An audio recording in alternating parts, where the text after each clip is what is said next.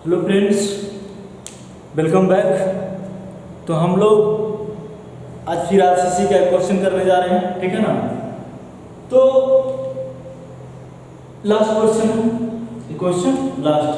इसके बाद हम लोग आएंगे लिमिट स्टेटमेंट, ठीक है। तो क्या कह रहा है क्वेश्चन, इजी है क्वेश्चन, फिर देख लेते हैं। A rectangular beam of size इतना, मतलब एक रेक्टेंगुलर बीम दिया हुआ जिसका साइज क्या है 300 गुना 500 इफेक्टिव डेप्थ भी दिया हुआ है, ठीक है ना। मतलब इफेक्टिव कहने का अर्थ टोटल डेप्थ में से इफेक्टिव कवर घटा के निकाल देते हैं ना, स्मॉल डी, ठीक है। तो ये स्मॉल डी आपको दिया हुआ है। अब स्टील ऑफ बार कितना दिया हुआ है 4 स्टील बार 16 mm, ठीक है। 4 स्टील बार है डायमीटर 16 में, ठीक है। Determine stress in concrete and steel, stress in steel and concrete. तो स्ट्रेस के बारे में कुछ नहीं बोला है, तो हम टॉप मोस्ट फाइबर पे निकालेंगे सिग्मा सीबीसी परमिसिबल स्ट्रेस, ठीक है। तो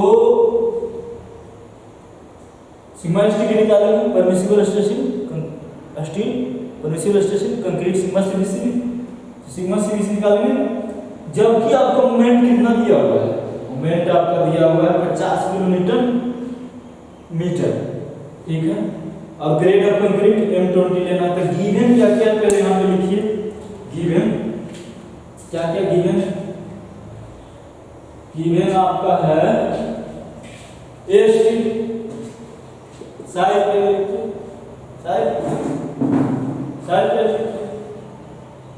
साइज ये भी क्या इफेक्टिव है,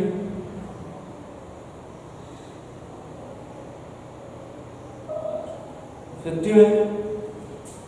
अब एएसटी भी दिया हुआ है, क्या दिया हुआ है एएसटी, एएसटी क्या है 4 गुना π/4 इंटू 16 के स्क्वायर। तो ये कितना आ जाएगा, कैलसी है ना आपके हाथ में, आपके हाथ में है चाहे नहीं, मेरे हाथ में तो है। तो आ जाएगा कितना आ जाएगा 804.25, 804.25 स्क्वायर, ठीक ठीक। कोई दिक्कत नहीं, चलिए इतना आ गया, ठीक है। अब और क्या दिया हुआ है, आपका दिया हुआ है सिग्मा एसटी तो नहीं दिया हुआ, ठीक है।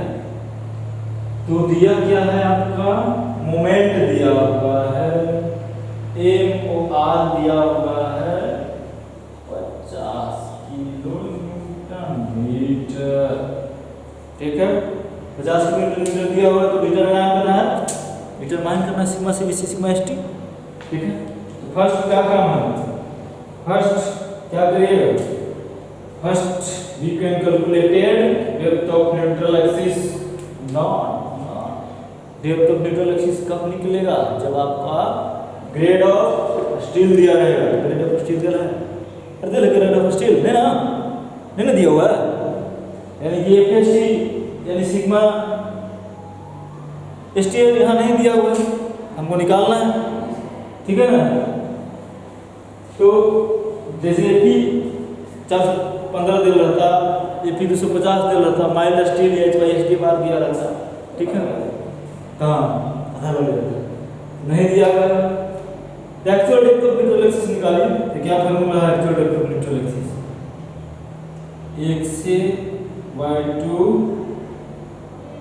into width, that is equal to m into AST into क्या d माइनस XA, ठीक। तो आपका जो वैल्यू है उसमें पुट करिए। हाँ m का वैल्यू यहाँ नहीं दिया है, लेकिन आप कैलकुलेट कर सकते हैं design modular ratio, m design modular ratio क्या 280/3 सिग्मा सीबीसी, सिग्मा सीबीसी आपका यहाँ पे दे दिया है M20 है, ठीक है ना। सॉरी कहाँ पे M20 ये है M20 निकालते हैं। तो M20 के लिए कितना होता है सिग्मा CBC 7 न्यूटन पर एम स्क्वायर 280/3 गुना 7 तो कितना आ जाएगा? देखिए 13.33 आ जाएगा लगता है। 280/21 हाँ 13.33 ठीक है। तो x से हम फाइंड करना बाकी सब यहाँ पे मिल गया। x से फाइंड किया x के स्क्वायर फिर कितना दिया हुआ है 300, इसको 150 लिखते हैं, अलग 150 ऐसे 300 डिवाइड कर 150 ठीक है। और m आपका कितना आ गया 13.13 AST निकल के आ गया कितना 804.25 D आपका दिया हुआ है 500 एक से तो निकालना ही है। ओके तो आप इतना कैलकुलेशन करिएगा तो एक से निकल जाएगा क्वाड्रेटिक 2 रूट एक से का क्वाड्रेटिक है ना 2 रूट निकलेगा कि नहीं 2 रूट निकलेगा एक से का तो एक से का हम निकालते हैं चलिए निकालिए 2 रूट निकलेगा ना एक से का क्वाड्रेटिक है ना एक से मतलब कैल्सी को यूज करते हैं क्वाड्रेटिक है। चलिए इसे भी हम पहले बनाए हुए हैं तो इसका वैल्यू आ गया एक से का आपका 156.65 और दूसरा माइनस कुछ का है यार उससे क्या मतलब है माइनस से नहीं मतलब ये हमको फर्स्ट सिलेक्शन करेंगे इसको रिजेक्शन करेंगे तो कितना आ जाएगा 1 से 156.65 आ गया ना 65 हाँ 65 कितना है 65। तो अब हमको क्या निकालना है stress in steel stress in steel निकालते हैं। चलिए यहाँ पे निकालते हैं कैसे निकालेंगे मोमेंट ऑफ रेजिस्टेंस हमको दिया हुआ है 50 गुना 10⁻⁶ किलोन्यूटन में है ना किलोन्यूटन मीटर में है। हमको किस में लिखना है यहाँ पर सब डायमेंशन किस में है mm में है ये mm में आएगा एक से कितना आएगा 156.65 mm ठीक है। तो हमको mm में इसको कन्वर्ट करने को मिलेगा न्यूटन mm में न्यूटन mm में 10⁻⁶ से मल्टीप्लाई कर देते हैं ठीक है। तो इतना न्यूटन मीटर न्यूटन में आ गया और ये ST का क्या फार्मूला होता है सिग्मा ST इनटू AST ठीक है ना इनटू D माइनस x/3 ठीक है ये आ गया आपका। चलिए ठीक है अब यहाँ से हम कैलकुलेशन कर सकते हैं हमको सब कुछ दिया हुआ है सिर्फ अननोन क्या है आपका अननोन क्या है अननोन सिर्फ सिग्मा ST सब तो नोन है ना आपको सब नोन है तो सबको वैल्यू रख दीजिए और सिग्मा ST निकाल ठीक है। रखते हैं वैल्यू यहाँ रखते हैं 500 गुना 10⁻⁶ हर बार डायमेंशन लिखेंगे क्या हर बार डायमेंशन लिखने की जरूरत है नहीं ना। चलिए हर बार डायमेंशन नहीं लिखते हैं तो लिखो सिग्मा ST है बाद में फाइनल कैलकुलेट करके लिखेंगे सिग्मा ST कितना 804 पॉइंट बताया बच्चे 4.25 अरे अंग्रेजी को भी 25 तो D कितना है D 500 माइनस 156.65/3 हो गया कोई दिक्कत नहीं। अब इतना कैलकुलेशन करेंगे तो यहाँ से सिग्मा ST निकाल लेंगे सिग्मा ST निकलेगा कि नहीं यार बोलो यार निकलेगा ना सिग्मा एस टी का कितना आ जाएगा? तो देखिए हम कैलकुलेशन करते हैं इसको। सिग्मा एस टी कितना आ रहा है? सिग्मा एस टी आपका आ गया 138.84। कितना आ गया? 138.84 न्यूटन पर mm स्क्वायर। ठीक है, कितना आ गया? कितना हो गया? न्यूटन पर mm स्क्वायर। ठीक है ना? तो सिग्मा एस टी आ गया। अब देखिए हमको क्या निकालना है? सिग्मा सीरीज निकालना है। ठीक है, सिग्मा सीरीज निकालना है तो इसको मिटाते हैं पहले, जगह और नहीं बचा। ठीक है, मिटा के लिखिए ना सर। हाँ लिख रहे हैं। तो सिग्मा सीरीज कैसे निकालेंगे? जब moment of resistance equal to concrete से निकालेंगे तो moment of resistance in concrete क्या है? Sigma CBC y2। अब यहाँ पे सिग्मा सीबीसी नाम नहीं रखो, इसको सीए नाम रख देते हैं। ठीक है ना? कैसे? Actual stress in concrete. ठीक है ना? तो एक्चुअल स्ट्रेस इन कंक्रीट में निकालते हैं B इंटू एक्स से, ये ना होता है, इंटू डी माइनस एक्स से बाई 3। कोई दिक्कत नहीं ना? चलिए, अब सबका यहाँ पे वैल्यू है, सिर्फ मेरा अननोन क्या है? एक्स है, बाकी सब नोन है। सॉरी एक्स से करें सीए। अब देखिए मोमेंट ऑफ रेजिस्टेंस कितना दिया? 50 गुना 10 टू द पावर 6। अब किसी को लग रहा है वो सर बार बार आप लिख रहे थे सिग्मा सीबीसी, अब एक्स सीए क्यों लिख दिए? अगर मेरा यहाँ पे स्ट्रेस आ जाएगा सिग्मा सीबीसी के बराबर, परमिसिबल स्ट्रेस के बराबर, तो उसको हम सिग्मा सीबीसी लिख देंगे।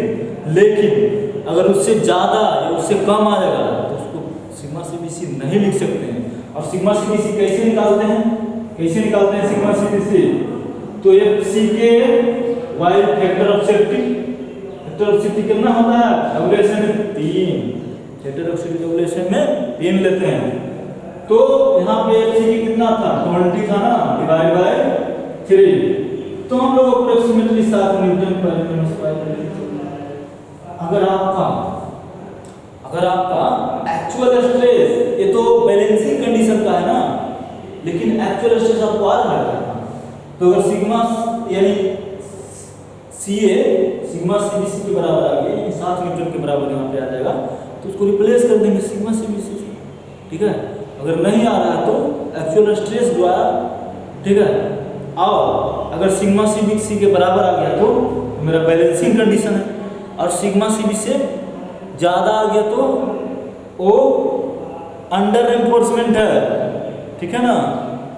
ठीक है, और अगर कम आया तो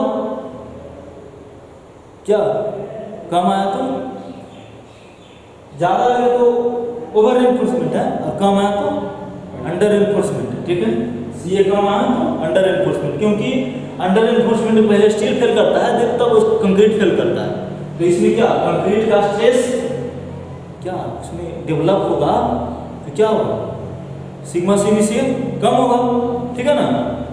तो मेरा क्या होगा? अंडर एनफोर्समेंट होगा। तो देखिए हम यहाँ पे निकालते हैं, ये न्यूटन mm में होगा। ठीक है ना? तो CA y2 और ये दिया हुआ है 300 mm। एक्स से हम लोग कैलकुलेट कर चुके हैं, कितना यहाँ पे लिखा हुआ, सॉरी तो एक्स से यहाँ पे लिखा हुआ, एक्स से जब 156.65 और डी कितना दिया हुआ है 500 माइनस एक्स से 65 डिवाइड बाय 3। ठीक है ना? तो अब यहाँ से कैलकुलेट करो और एक्स से निकालो, तो कितना आ रहा है एक्स से? अब बच्चा तो तुम लोगों ने 6 सेमेस्टर में चल गए हो, तो एक्स से यहाँ से कैलकुलेट कर सकते हैं ना। तो देखो हम कैलकुलेट किए हुए हैं, एक्स से मेरा आ गया है, इसे कैलसी भी यहाँ पे मौजूद है, कैलकुलेट कर सकते हैं। एक्स से आ गया 4.75 न्यूटन पर mm स्क्वायर। ठीक है, तो देखिए अब जो कंक्रीट हम यूज किए थे वो सिग्मा सीबीसी छोटा आ रहा है, यानी सिग्मा सीबीसी कितना था, सिग्मा सीबीसी मेरा कितना था 7 न्यूटन पर mm स्क्वायर, ठीक है ना, कितना था 7 न्यूटन पर mm स्क्वायर। अभी ना यहाँ पे कैलकुलेट किया है, यहाँ पे कैलकुलेट किया अभी सिग्मा सीबीसी, तो ये मेरा कितना आ गया है 7 न्यूटन पर mm स्क्वायर। लेकिन ये एक्चुअल स्ट्रेस में कितना आ रहा है, कितना था एक्चुअल स्ट्रेस 4.75, तो क्या हो गया अंडर है कि ओवर एनफोर्समेंट है, अंडर एनफोर्समेंट, ठीक है ना।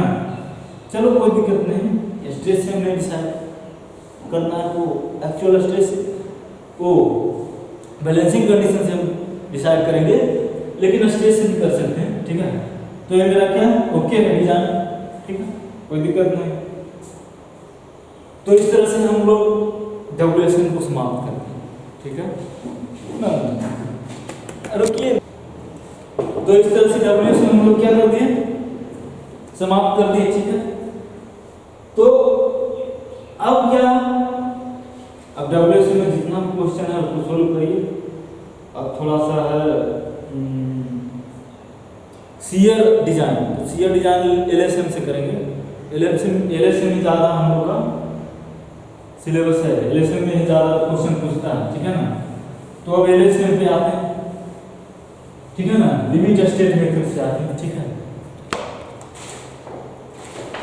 लिमिट स्टेट मेथड, तो लिमिट स्टेट मेथड आप मॉडर्न डिजाइन है, क्या है मॉडर्न डिजाइन है, ठीक है ना।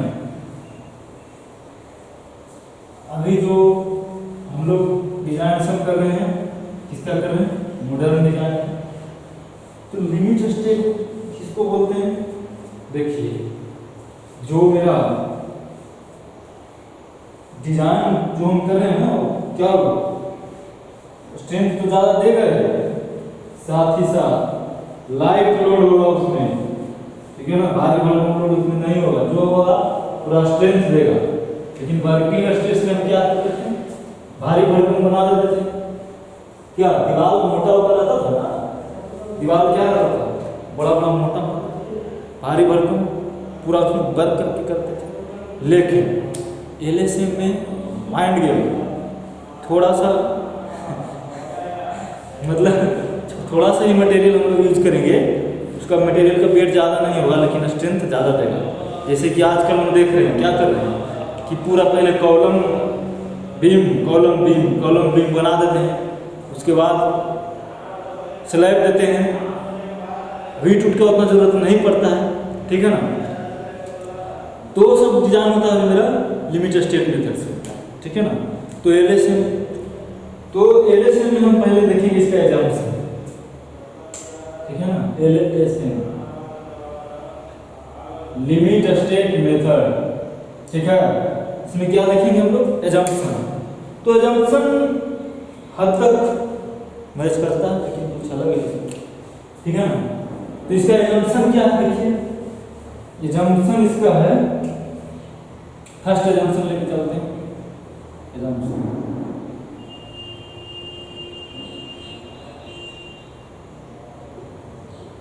एजम्पशन क्या है, फर्स्ट एजम्पशन कि प्लेन आपका प्लेन रिमेन्स प्लेन रहेगा आफ्टर बेंडिंग, मतलब में जो बीम डिजाइन किए हैं वो उसका सेक्शन क्या होगा, प्लेन होगा, बेंड करने के बाद भी सेक्शन प्लेन होगा, ठीक है ना। तो कहने का अर्थ क्या, जैसे देखिए हम एक कोई बीम बनाए थे, बीम कोई बनाए थे, लेकिन कुछ कारण की वजह से इसमें बेंडिंग हो गया, ठीक है ना, इसमें बेंडिंग हो गया,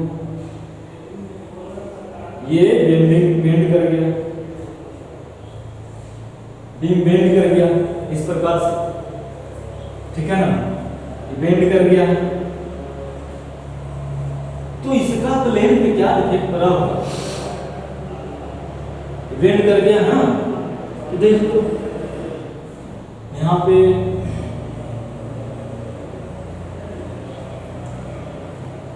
ठीक है, प्लेन बेंड कर गया।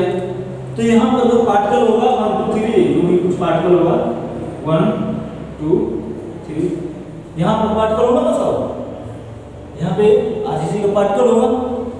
तो देखो जब बेंड कर दिया तो पार्टिकल भी शिफ्ट कर दिया होगा, जैसे कि यहाँ का जो पार्टिकल होगा यहाँ पे आ गया, फिर इसका यहाँ पे आ गया, फिर यहाँ पे आ गया, यहाँ वाला पार्टिकल यहाँ, इसके यहाँ वाला पार्टिकल यहाँ आ गया हो गया, ठीक है ना। और इसके वाला पार्टिकल इधर आ गया हो गया, इधर आ गया, इधर आ गया, फिर इधर आ गया, फिर इधर आ गया, यानी ऐसे कुछ हो गया, ठीक है ना। अगर इसका डायग्राम बनाएं तो ऐसे कुछ हो गया, देखिए शिफ्ट हो गया पार्टिकल। पहले मेरा प्लेन ऐसे था लेकिन अब ऐसे हो गया, ठीक है। अब मेरा प्लेन ऐसे हो गया, ठीक है। पहले स्ट्रेट था अब इंक्लाइन हो गया, तभी भी तो इंक्लाइन हो गया है, हुआ ना। तो यही हुआ, अर्थ यही यहाँ पे निकला कि जैसे जैसे बीम मुड़ेगा प्लेन भी मुड़ेगा, ठीक है। तो प्लेन पहले बीम स्ट्रेट था तो प्लेन भी स्ट्रेट था, बीम कर्व हो गया तो प्लेन भी क्या हो गया, बेंड कर दिया तो प्लेन अब क्या हो गया, इंक्लाइन हो गया, ठीक है, चेंज हो गया ना। लेकिन प्लेन प्लेन ही रहा, मतलब जैसा बीम था, जैसा बीम में पहले प्लेन था वैसा ही बेंडिंग के बाद ही प्लेन हमको प्राप्त मिला, ठीक है ना। तो यही इसमें फर्स्ट एग्जाम्पल कहने का है, तो प्लेन रिमेन्स प्लेन, तो सेक्शन, हाँ section remains, section remains plane after bending, मतलब कि बेंड करने के बाद भी मेरा प्लेन क्या रहेगा, सेक्शन क्या रहेगा, प्लेन ही रहेगा, ठीक है। चलिए ये तो हो गया। अब दूसरा एजम्पशन पे आते हैं, ठीक है ना। दूसरा एजम्पशन क्या है, दूसरा एजम्पशन आपका ये है कि maximum stress in concrete will be taken as, देखो दूसरा है मैक्सिमम, दूसरा आपका है maximum strain, strain taken by column beam section, यानी स्ट्रक्चरल सेक्शन, इसको सेक्शन बोल सकते हैं, ये बीम सेक्शन को बोल दो, कोई दिक्कत नहीं।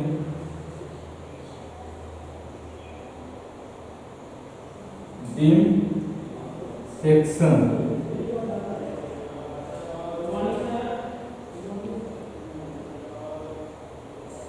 कितना मिलेगा, 0.003 पाई, ठीक है। स्ट्रेन में कोई डायमेंशन होता है, डायमेंशन होता है, हाँ होता है, बोलो नहीं होता है, डायमेंशन नहीं होता है। Change in length upon original length, length में तो डायमेंशन कैंसिल हो जाएगा, ये हो गया। तो मैक्सिमम स्ट्रेस कितना लेगा कंक्रीट, 0.03 अंडर फ्लेक्सुरल कंडीशन, इसको बोल सकते हैं अंडर फ्लेक्सुरल कंडीशन, क्या अंडर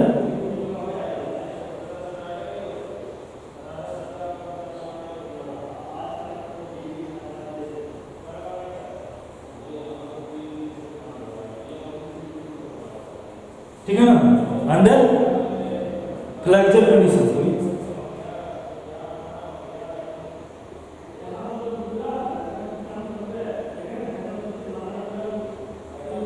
फ्लेक्सुरल कंडीशन में, ठीक है ना।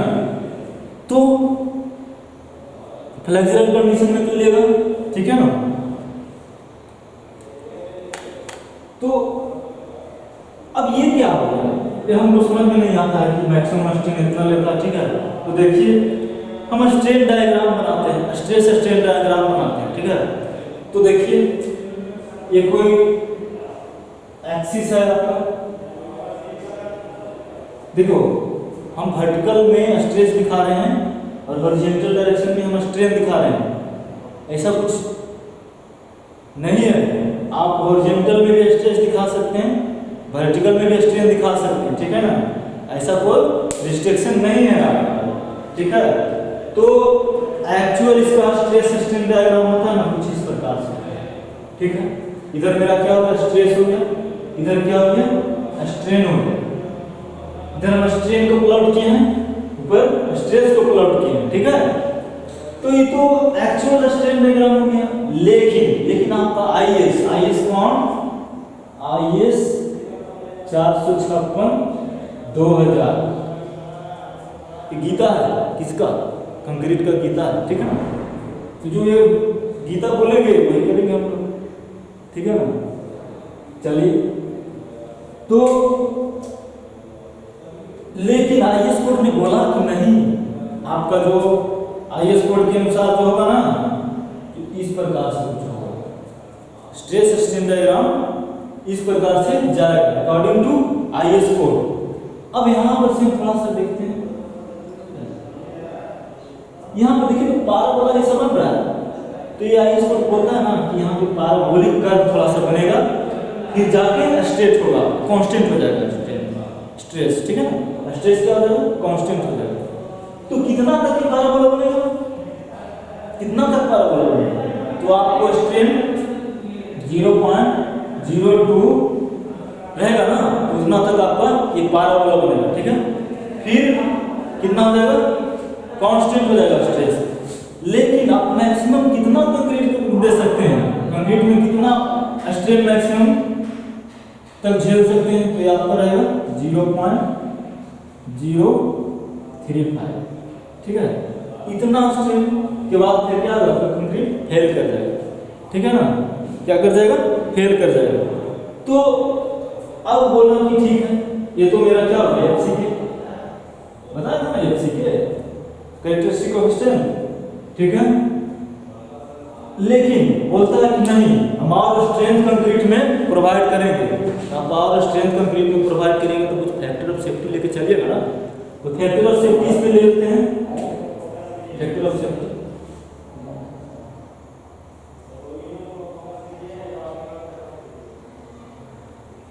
तो फैक्टर ऑफ सेफ्टी इस पे ले लेते हैं 1.5, ठीक है। 1.5 ले लेते हैं फैक्टर ऑफ सेफ्टी, तो कितना आ जाता है देखिए, डिवाइड करके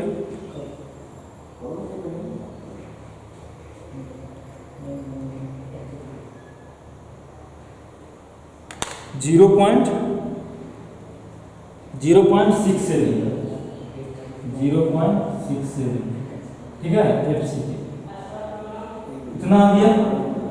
अब बोलता है कि अब और ओवर एस्टिमेट हम इसको करते हैं, ठीक है ना, और ओवर एस्टिमेट करिए, तो फिर इसको फैक्टर ऑफ सेफ्टी से डिवाइड करते हैं। तो यानी कि फिर इसको 0.67 एफसी को डिवाइड करेंगे ना फैक्टर ऑफ सेफ्टी से, तो ये आपका आ जाएगा 0. कितना होता है,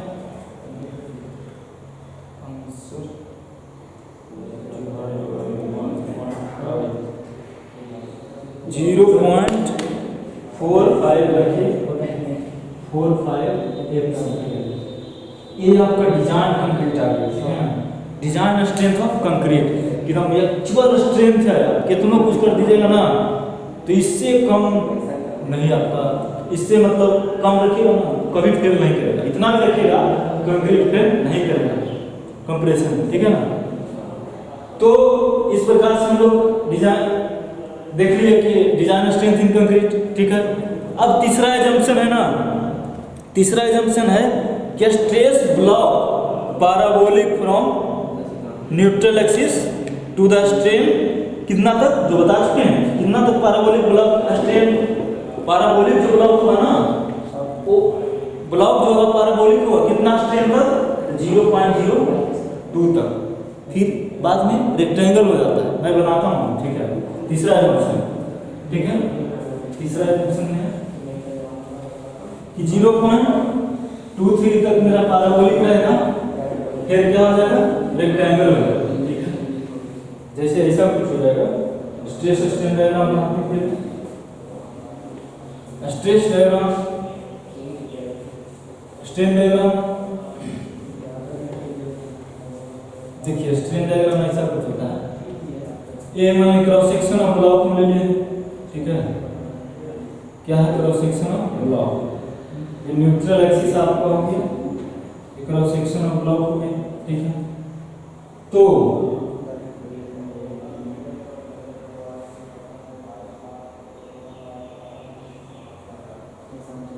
ये स्ट्रेन है, मैक्सिमम स्ट्रेन कितना लेता है कंक्रीट 0.35 और यहाँ पे 0.02 है। तो इसका स्ट्रेस डायग्राम बनाएंगे तो देखिए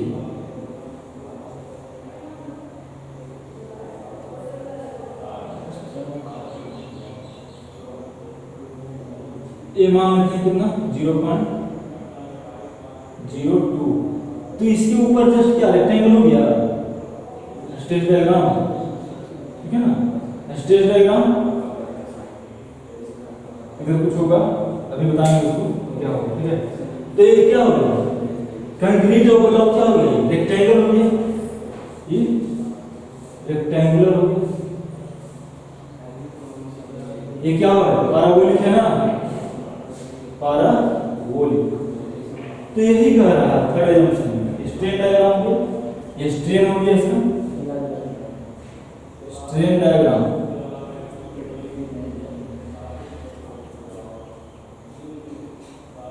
ये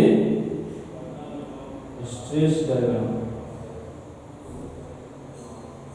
ठीक है ना। तो यही कह रहा था थर्ड एजम्पशन कि अगर आप 0.022 तक स्ट्रेन जो होगा ना वहां तक जो मेरा स्ट्रेस डायग्राम जो होगा पैराबोलिक होगा और उसके बाद होगा जो रेक्टेंगुलर होगा स्ट्रेस डायग्राम, ठीक है। थर्ड एजम्पशन हो गया। अब फोर्थ देखते हैं। फोर्थ में कह रहा है ना कि मतलब टेंसाइल स्ट्रेंथ जो लेगा, सॉरी कंक्रीट जो टेंसाइल स्ट्रेंथ कुछ भी नहीं लेगा, मतलब टेंसाइल स्ट्रेंथ उसमें हम लोग क्या नेग्लिजिबल मानते हैं, क्या मानते हैं कंक्रीट में टेंसाइल स्ट्रेंथ हम लोग नेग्लिजिबल मानते हैं, ठीक है ना। The tensile strength of concrete is ignored, मतलब अगर उसमें कुछ भी टेंसाइल स्ट्रेंथ आ रहा होगा तो हम लोग क्या इग्नोर कर देते हैं, उसमें टेंसाइल स्ट्रेंथ नहीं मान के चलते हैं। यानी टेंसाइल स्ट्रेंथ सिर्फ किसमें स्टील में सिर्फ लेते हैं, ठीक है।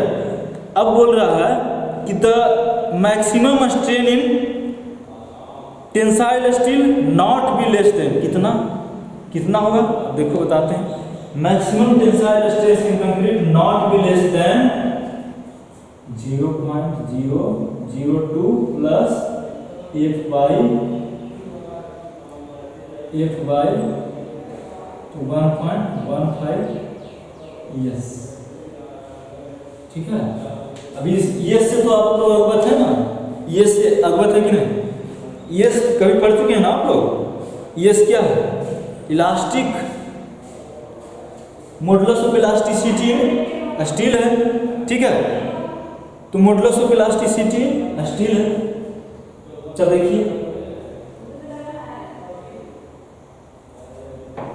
देखिए इसमें थोड़ा अभी बनाए थे।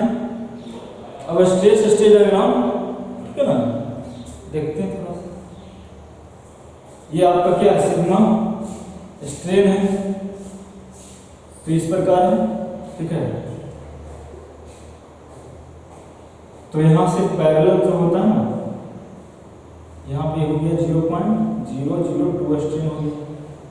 अब यहाँ से थोड़ा सा परपेंडिकुलर लाइन खींचे, ऑफसेट मेथड से बोलते हैं।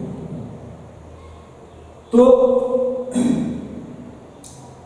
मैक्सिमम कहीं यहाँ पे होगा 0.035 स्ट्रेन।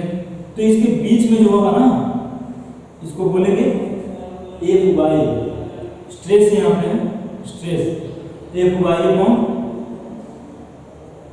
ES इंटू कितना 1.15। देखो फैक्टर ऑफ सेफ्टी हम लोग कंक्रीट में लेते हैं, factor of safety in concrete इतना, factor of safety in concrete लेते हैं 1.5, लेकिन factor of safety in steel कितना लेते हैं 1.15। Factor of safety in concrete कितना लेते हैं, तो फैक्टर ऑफ सेफ्टी कंक्रीट में ज़्यादा हम लोग क्यों लेते हैं और फैक्टर ऑफ सेफ्टी स्टील में क्यों कम लेते हैं। तो देखो बात ऐसा है ना कि हम लोग कंक्रीट कोई साइट पे बनाते हैं ना कि हमको बनाया आता है, ठीक है।